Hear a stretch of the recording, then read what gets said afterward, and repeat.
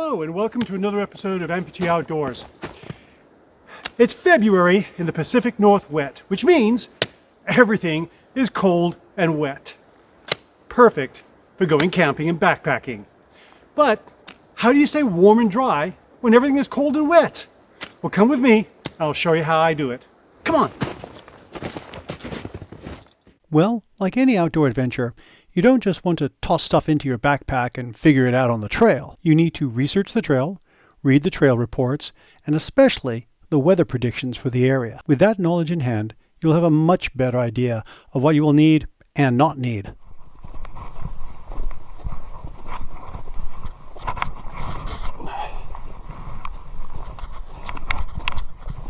So, I've made it to my destination, Barkley Lake, and I found a good campsite. Snow here is fairly level. I've got 2 trees, living trees, not dead trees. And I've checked for any widowmakers up above me, and there are none. So what I'm going to do first is set up my shelter. Now, normally I hammock camp, but today I'm going to be tent camping. But even though I'm using a tent, I'm still going to set up a rain fly. And I do this for a very important reason. The weather here is unpredictable, for one thing, okay? I've read when I was doing the research, 4 different weather reports. 2 of them said chance of rain. I'm going to assume it'll rain. That's the safe bet here in the Pacific Northwest. So I'm going to set up a shelter. Under that, I'll put my tent, and I'll also have that shelter where I can do my cooking and stay dry and fairly warm. Because the first thing you need when you're out in the cold and wet is shelter from the elements, okay? So with that, let's set up a shelter.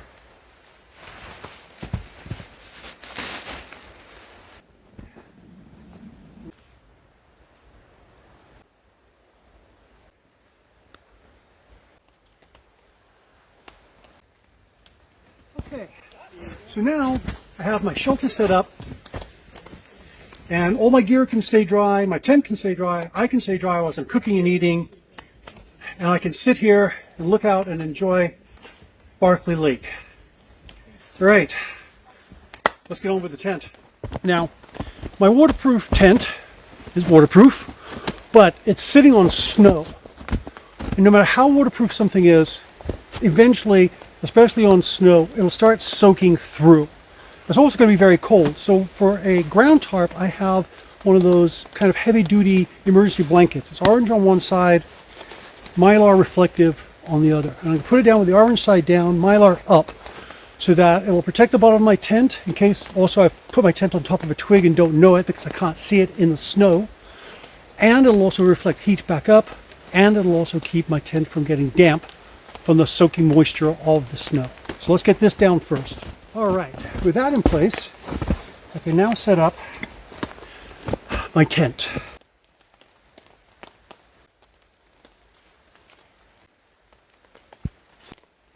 Nice and tight. Now, what I'm going to do, I'm going to take the ground tarp that I've got here, I'm going to fold it under the tent. Now I'm going to do that for an important reason. Because it's sticking out from the tent, any snow that gets kicked onto it or drips onto it is most likely going to melt and run under the tent between the ground tarp and the tent. I don't want that. That's basically putting a puddle under my tent. Not a good idea. So what I'm going to do,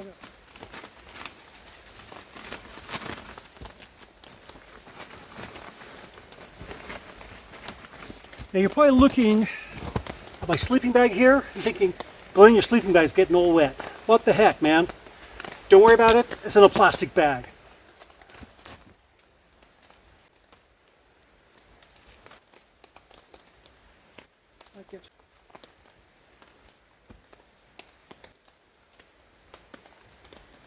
Before I put the rain fly on, and here it is, my underquilt for my hammock. Now you're probably wondering, well, what are you going to do with an underquilt for a hammock?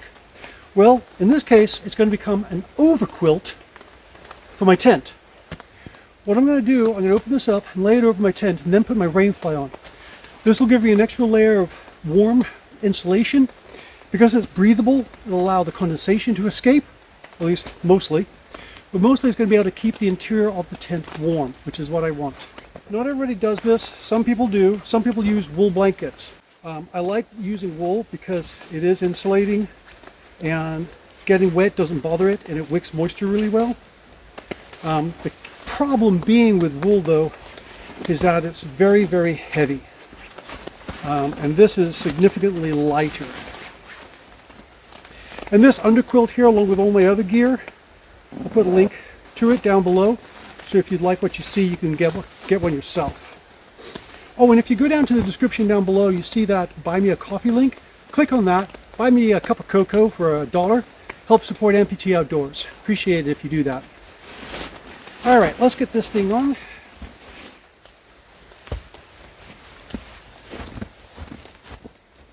Like that. All right. Now with that in place, I can set up my rain fly.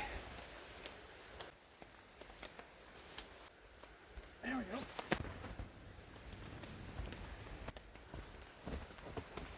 All right, properly staked out rain fly will help prevent the condensation from building up too much inside your tent. Now it's time to put in the sleep system. So first off, reflectix. And for that, we have this little guy. I made this, I don't know, years ago now. It's got wings on it for when I'm in a hammock to keep my shoulders warm. But in the tent, I don't think I'm going to need it like that. And I'm just going to put this inside the tent.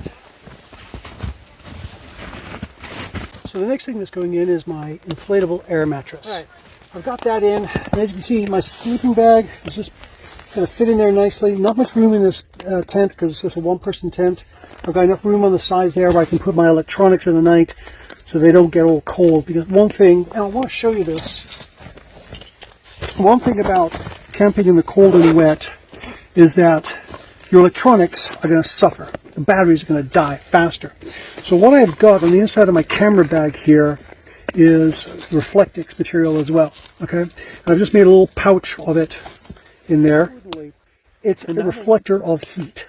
Okay, and it will repel the cold from getting in there, and it'll help keep my batteries and my electronics from getting too cold and losing their battery charge. Now it's time to put in my sleeping bag. As I mentioned, has been protected from the elements by being stuffed into a garbage bag first.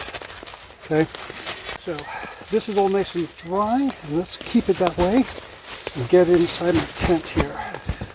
Well, with my tarp set up, my tent set up, and my sleep system set up, I think it's time to cook up some lunch, don't you? All right. Let's see if I can get a campfire going. First, well, I've gathered a bag of twigs. Hopefully they're dry enough that I can get a fire going. One of the problems with camping here in the Pacific Northwest this time of the year is that trying to get a campfire going is really, really difficult. All the wood's been rained on or snowed on since October, pretty much continuously. And so it just gets saturated. And hopefully, though, I have got a fire set up here that's going to succeed. We'll see. I've got my firebox here by Twig Burner. This is from G4 Free. I did a review of it a few videos ago. Put a link to it in one of the corners here. I lost the cross pieces that went across here, which give it stability. So what I've done instead, I've got a couple of those clips that you can get for like office product places, and I'll clip those onto the corners to hold it steady so it doesn't come apart. What I've also got is this baking pan. Okay, now I've used this in the snow in the past, and what's happened is it started to melt into the snow, and of course that just put the fire out, which was a problem. So I'm hoping that by putting it in this baking pan, it'll keep it from melting into the snow, and some of the heat. Oh, it's really starting to rain a bit more now. And also, it will also reflect some of the heat back up. Okay. Now, I'm going to give this fire all the advantages I can to get going. So that includes starting out with some crumpled paper here at the bottom. And then we have got some dryer lint and cotton balls, mostly dryer lint, that has been soaked in Vaseline. I've also got sprinkled in there some fat wood, just to give it a little bit of extra burning. And I'm going to get that kind of spread out. I'm going to put that on top. And I also do have some fatwood twigs here, which I will put on top of that. So we'll have kind of a nice base for the fire to get going with. What I've done when I went and looked for twigs is I found twigs that were not in the ground or on the ground.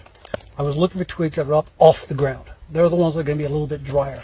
But even these, I mean, they're wet on the outside. Okay, and some of them, they're so wet, they bend rather than break. So this is going to be basically a hoop of a fire rather than definitely a fire. So we'll just see how it goes.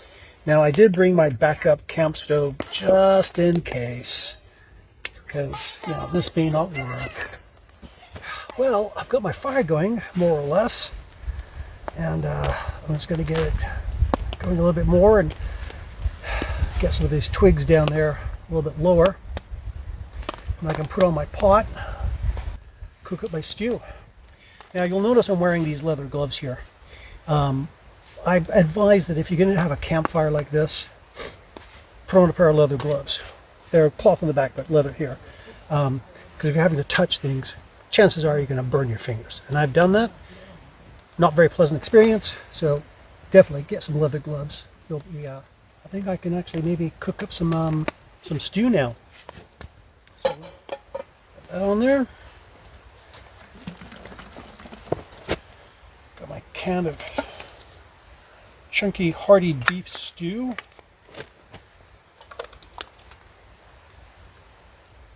I like bamboo utensils for camping. They're lightweight, easy to clean, and they're very, very affordable. So if I lose them, I'm not going to worry about it so much. Titanium is expensive. If I lose that, I'm going to get really upset. But these bamboo ones, you can get them at grocery stores for like $5 for a set of a knife and a fork and a spoon. Oh, this is going to be good. Oh yeah, that's boiling. That's boiling. Let's say that's done. Oh, that smells good. Okay, all right, we're done. Put that there. Oh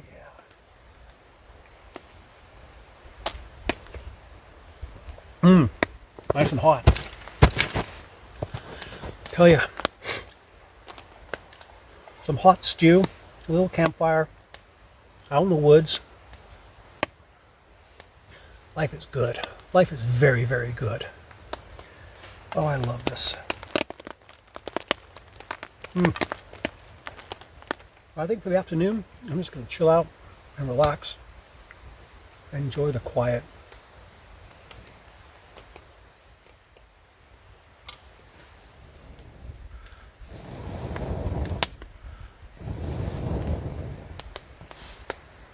Really great way to get the air right down where you want it without getting your face close to the fire. So I think having this tin here was a stroke of genius. I occasionally have those.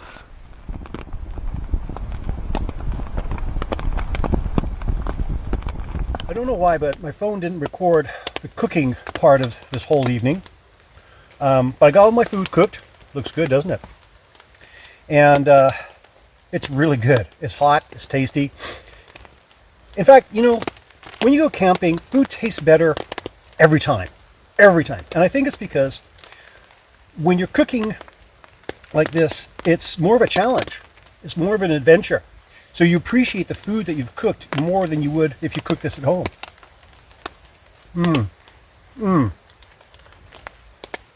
You also know I've got a heat shield here. There's an emergency blanket that I rigged up to reflect some of the heat back to me. And I'm sitting here, I'm feeling pretty darn warm actually. My little shield there around the fire, I had a proper one, lost it. So I made this one out of some aluminum foil and cardboard with duct tape to hold it together. It's working pretty good, but I've got to get a proper one again. So I'm going to finish my dinner.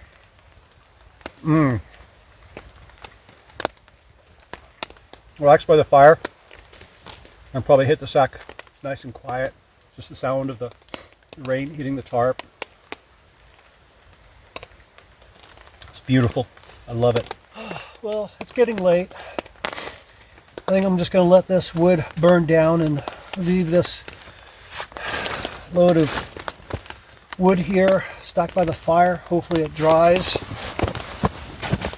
And I'll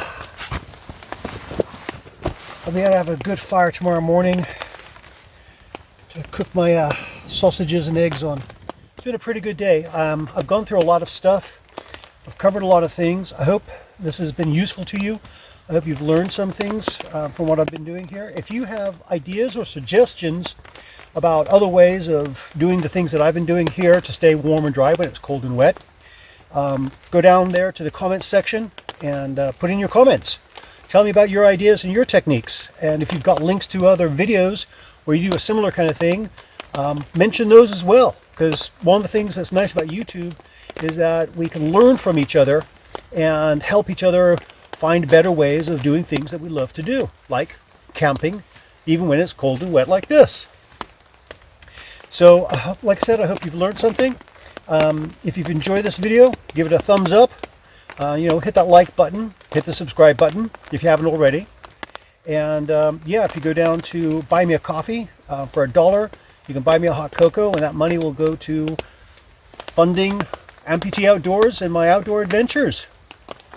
All right. Well, thank you everyone for joining me. And as always, my friends, I hope to see you out there. No matter where you are, I hope that you're warm and dry and having a good time. See you out there.